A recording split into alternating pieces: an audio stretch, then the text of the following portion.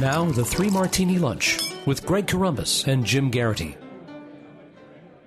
And welcome, everyone, to the Tuesday edition of the Three Martini Lunch, along with Jim Geraghty of National Review, also the author of Between Two Scorpions. I'm Greg Corombos of Radio America. We are brought to you today by NetSuite by Oracle. Right now, NetSuite is offering you valuable insights with a free guide, 7 key strategies to grow your profits. That can be found at netsuite.com/martini. Much more on that in a little bit. The good news, Jim, is that both of our favorite NFL teams will be starting this week, and we have 0 losses so far in this season. That's all the good news we have for today, folks. Let's move on to the actual 3 martinis now. The first bad martini today comes to us courtesy of West Virginia Democratic Senator Joe Manchin, one of the last few Democrats in the U.S. Senate with which a Republican can really have a conversation. And I guess it's nice that they can still have the conversation with them for a few more years, but it means that Republicans won't really have a chance to get that seat anytime soon. According to Politico, Joe Manchin will not run for governor of West Virginia in 2020. The decision is likely to be a relief to Democrats who would struggle to hold on to the seat in the future and keeps one of the few remaining centrists in the Senate. The move comes after months of Manchin flirting with a gubernatorial bid against Republican Governor Jim Justice and complaining about Washington gridlock. Quote, when considering whether to run for governor, I couldn't focus just on which job I enjoyed the most, but on where I could be the most effective for the Mountain State, Manchin said in a statement. Ultimately, I believe my role as U.S. Senator allows me to position our state for success for the rest of this century. Now, he would have appointed his own successor temporarily if he'd been elected governor, but ultimately that would have been ripe for a Republican pickup, probably, Jim. He's the top Democrat on the Energy Committee, which, if the Democrats do get the majority, means we at least have someone fairly rational there. But one of the big battles for 2020 is control of the Senate, and still very tough for Republicans to hang on here, given the map, and Joe Manchin's not making anything any easier. Yeah, I think you could characterize this as more of a mixed bag martini. I had heard the rumors and kind of been rather skeptical of them for a couple of reasons. One being that Manchin has already been a governor, so he knows the job. It's not like this is some sort of lifelong ambition he's had that has always eluded him or something like that. Secondly, he just got reelected last year in 2018, and it was a hard-fought race, Patrick Morrissey, but Manchin won pretty handily. You look at that and you're like, okay, this is not a guy who, again, if he was thinking about running for governor or been flirting with that idea for a long time, why would he run for re-election? And then kind of thirdly, look, Joe Manchin is the one Democrat who will vote for Trump nominees or Trump proposals. From our perspective, probably one of the most reasonable Democrats in the Senate. So if you're going to replace a Democrat, this is probably the last one you'd really be itching to get rid of. Joe Manchin allows us to say there is bipartisan support for, Brett Kavanaugh. That's right. Kind of like every time Joe Lieberman used to support something with the Iraq War. Hey, we got a Democrat. So this is not, again, I'm sure there's a part of the Republican National Senatorial Committee that would like a second crack at that with a non-incumbent Democratic senator in West Virginia. I also think it's worth just noting when you look at Jim Justice's record, another former Democrat turned Republican, that the interesting thing is, you look at the populist style politics that you get there in West Virginia. They're generally going to be socially conservative, certainly going to be pro-gun, kind of culturally conservative. They are not likely to be terribly economically conservative. Maybe they like tax cuts, but by and large, suspicious of big corporations, obviously pro-coal. In other words, you're not going to get an enormous amount of ideological diversity in the sort of people who are going to get elected statewide in West Virginia. You can either end up with somebody who's going to be, very much on the you're going to get the same policies probably from whether the Democrat wins or the Republican wins. So, is it better for the Republicans to have the seat? Makes it a little bit easier to have keep control of the majority of the next election? Yeah, I guess. But again, if you replace Manchin, you've replaced probably the most conservative Democrat in the Senate. So you're not exactly breaking up the party hats, la-di-da. Jim Justice is, technically a Republican, used to be a Democrat. Him switching parties was one of the feathers in the cap of Trump administration. But I think it just probably more accurately states the attitudes that are dominant in West Virginia right now don't fit very well with the progressive left, and particularly on economics, don't fit particularly well with the conservative right.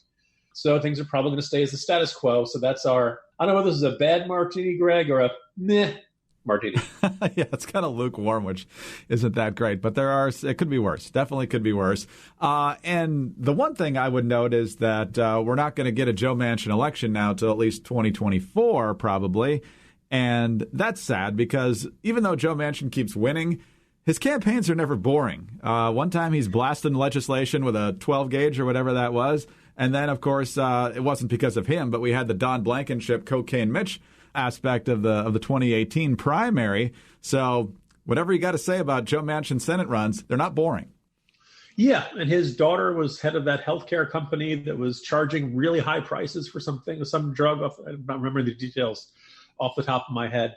Again, there's no indication that had much of an impact on Manchin at all. So this is a guy who is, if he were running for king of West Virginia, he'd probably do just fine. So, if you're the Republican National Senatorial Committee, probably better to focus your efforts elsewhere. Exactly. I believe it was the EpiPen that they jacked the price up on, which, if you remember the end of season 4 of 24, became an absolutely integral portion of the plot line in the concluding hour of that season. That was the Marwan season with the train wreck, the shooting down of Air Force One. Sorry, for the spoiler there, but that was 15 years ago. And so ultimately the EpiPen became very important at the end of that season. I'll just leave it there for those of you who might still want to stream it. Yeah, this is the EpiPen research that Greg and I do before every show. Exactly. Well, speaking of research, knowing the numbers that go along with your business are very, very important, because if you don't know your numbers, you don't know your business. But the problem that growing businesses have, and that keeps them from knowing their numbers, is their hodgepodge of business systems. They have one system over here for accounting, another for sales, another for inventory, and so on and so on. It's really just a big, inefficient mess that takes up too much time and too many resources. And ultimately, all that confusion hurts the bottom line.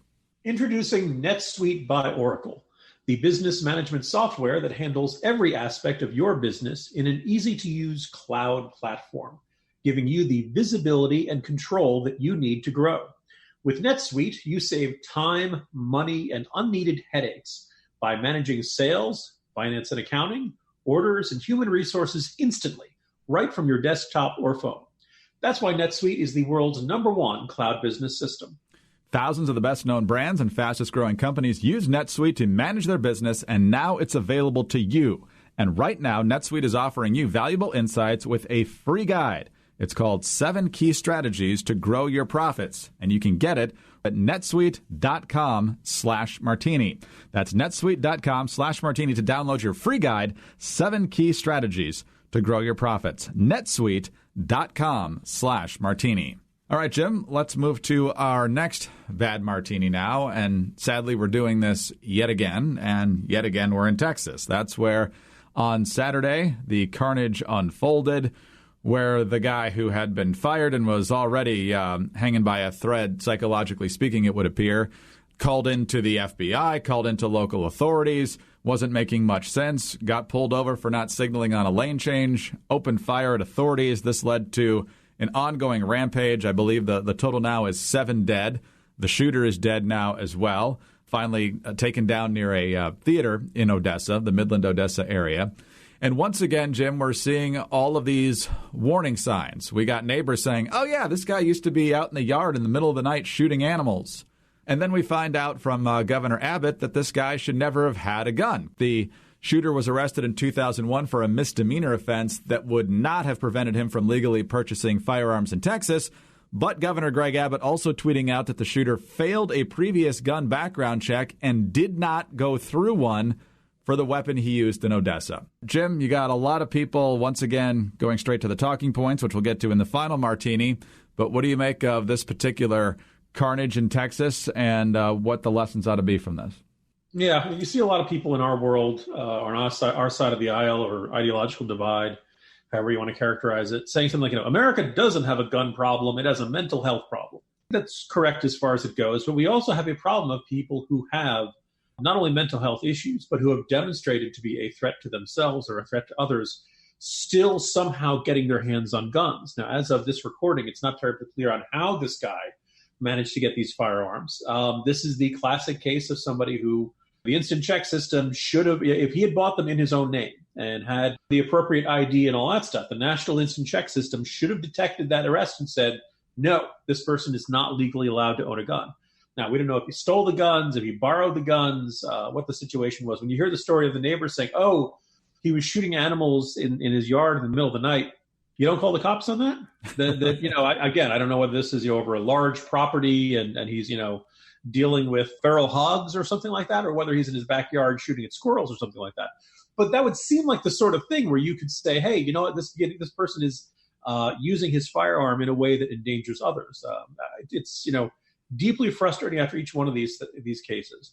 I've talked in the past about red flag laws, and generally I support them. I want due process provisions, and I think the folks at the NRA and other folks make a fair point that let's assume this all works as it's supposed to. You have somebody who's a threat to themselves or a threat to others, and you the legal process, you go to a judge, you prove it, the evidence is significant, the order goes out, take away that person's guns. Okay, then what? Because you still have someone who you've deemed to be a threat to themselves or others. And you still have a situation where, that person could still use a knife. That person could still hang themselves. Like you'd like to think, but none of these red flag laws then say, okay, and then the state must step in and do X to whether it's, mandatory evaluation period or things like that. If you're starting to see a little more debate about what people should be authorized to do. But in all 50 states, you can have somebody committed, basically have somebody mandatory observation periods for I think up to 7 days in almost every state. Now you got to have good proof. You got to be able to convince someone of this. In addition to everything else, when you see, I don't know whether what he said in his when he got fired was a threat, but that's if you threaten to kill somebody, that can be a charge. That's how they got the guy out in Long Beach the other week. The case in Long Beach was being cited as an example of why red flag laws would succeed, except it wasn't a red flag law. This person had a coworker. They told the coworker, don't show up on Tuesday. Something bad's going to happen. This person figured out that this person told the cops. Cops did their investigation, put him under surveillance, find a small arsenal in his home. So we do have laws that can intervene in these circumstances. The question now is, what's it going to take to get every person who knows somebody like this, who they describe as a ticking time bomb, who they see as a real potential danger, and they choose not to do anything? And that's, in the sneaking suspicion, this is yet another tragedy that could have been prevented, Greg. But while some people are trying to take up the issue in a meaningful way, other people are reaching for the fastest platitude. Hey, let's talk about Beto O'Rourke. Speaking of the fastest platitude. Right. So once again, this has happened in his state, not in El Paso again, like the Walmart shooting from a couple of weeks back. But he was asked about this. This is a clip from NBC News. I'm not sure who the reporter was who asked the question, but basically they were saying, are you saying that people with AR-15s should be forced to undergo a buyback program? And O'Rourke says, oh, yeah, absolutely. So I want to be really clear that that's exactly what we're going to do. Americans who own AR-15s, AK-47s, will have to sell them to the government. We're not going to allow them to stay on our streets, to show up in our communities, to be used against us in our synagogues, our churches, our mosques, our Walmarts, our public places. Then over the weekend, State of the Union on CNN, I believe, he was speaking with Dana Bash, and her point was, well, the USA Today editorial board thinks your idea is a really bad one because it would give the NRA the political high ground here. And if you've ever heard a canned pander line, here's Beto. More than I worry about the politics or the polling, more than I care about what the NRA has to say on this, I care for my kids and this country. Fascinating stuff there, Jim. Apparently, Beto O'Rourke is the only one in politics who's concerned about the children. And it's also curious that there are some obvious follow-up questions about his mandatory buyback program that the mainstream media never seem to ask. Greg, there was somebody who, when Beto was off doing his, Jack Kerouac on the road, online diary, somebody on the left who was particularly exasperated said, Lord, give me the unwarranted overconfidence of a Beto O'Rourke, who is absolutely totally convinced that he was, God's gift to all of us. As the Vanity Fair cover prominently quoted, I was born to do this. I guess in a way, someday I'd love to have the freedom that comes with being at 2% in the polls and being desperate for anything. Because it means you never really need to get the headline And if you get the headline about your proposal, then that's great. That's all you really need. You're relevant again. People are talking about you again because you otherwise had completely dropped off the radar screen. And you don't really need to think through how this proposal is going to work. He says there's a mandatory buyback of every AR-15 that's out there. First of all, there are millions that are out there. Obviously, the millions upon millions are not being used in criminal activities. But if he says, all right, we're going to have the federal government do that. First of all, do you seize the sales records to know who's got them? Is that going to be part of this process? When we know who's got them, does the government knock on your door and say, please sell it? We have cash, or here's your check. Please turn in your AR-15. What happens when people report them as lost or stolen? Are they accountable, or do we know that they're not just faking it so they can actually keep them? What are the consequences of disobeying this President Beto O'Rourke law that all Americans must turn in their AR-15 for compensation? He doesn't want to think about that stuff. I notice he doesn't really get answered many questions about that stuff. You can imagine this going bad really, really quickly. Let's imagine, just again, think about being president. Let's say you've decided you're really concerned about gun violence and you believe that there's something out there in the public that they shouldn't have. This administration has already banned bump stocks, right? There's certain types of firearms you're not allowed to own a fully automatic weapon, right? So you've decided that you want to get a certain kind of weapon out of the hands of private citizens, even though it was previously legal to own, even though it was purchased in compliance with all applicable federal laws, state laws, local laws. You've decided you used to own this, but we've decided it's now illegal. You can't keep that, and we're going to decide what the compensation price is, right? What if somebody thinks, no, I have the special AR-15. I've got the special engravings on it. Mine costs more. I want more. You have to bring receipts. You'd think through this and you'd think, okay, well, look, understandably, Americans get very upset when you say, hi, I'm from the government. I'm here to take your guns away. You haven't committed any crime. You haven't done anything wrong. There's nothing, I've just decided that what you own is illegal and I'm going to take it away from you. I'm going to give you some money. I'm not going to negotiate on how much money I give you. It doesn't matter if you tell me it's not for sale. I'm taking what you have. Boy, not hard to imagine a scenario where that goes very bad very quickly. But if you're Beto O'Rourke, you don't have to worry about that stuff because you just want the headline. And so far, it looks like he's gotten it, Greg. If I remember... I'd worry about this more if Beto O'Rourke was going to be the next president. Right. That doesn't seem likely right now. Correct me if I'm wrong, Jim. It's been a while, but didn't we have a couple incidents in the early 90s where the government going after people's guns who didn't want to give them up didn't turn out too well? Yeah. I mean, look, obviously Waco comes to mind. And, it's worth noting, again, this is something I read about quite a bit for ideas for fiction and other kind of stuff. The whole Waco standoff was an not just unbelievably sad for all the kids who were involved and who lost their lives, all the people who kind of fell under the sway of a guy who was effectively a cult leader. No doubt, responsibility for what happened there is primarily on David Koresh. But that doesn't change the fact that there were several steps in the process where law enforcement, ATF, and the FBI could have made different decisions and things could have turned out differently. Most notably, the fact that David Koresh went into town to buy supplies every now and then. And if your warrant is for David Koresh, don't go after him in his heavily fortified and heavily armed compound. Nail him when he's at the corner store at the Five and Dime or something like that, or when he's on the road back and forth. There's a whole bunch of places they could have made the arrest, and maybe things would not have shaken out the way they did. Does this make what David Koresh did? Okay, no. But, when people, look, there are people in this country who own a lot of guns and who believe the government's going to come after them. Ruby Ridge was another famous example of this. Do you want to behave in a way that mitigates that paranoia, or do you want to act out in a way that appears to verify all of their paranoia? But when you're Beto O'Rourke, you don't have to think about this sort of thing. Yeah, you're right. It's consequence-free rambling to get attention. That's pretty much all we are with Beto at this point. Jim, good to be back with you. Talk to you again tomorrow. See you tomorrow, Greg. Jim Geraghty of National Review. I'm Greg Corombos of Radio America. Thanks for being with us today. And don't forget to visit our friends over at NetSuite. NetSuite by Oracle. You can find out more at netsuite.com/martini and also get that free guide, 7 Key Strategies to Grow Your Profits. And tune in again Wednesday for the next 3 Martini Lunch.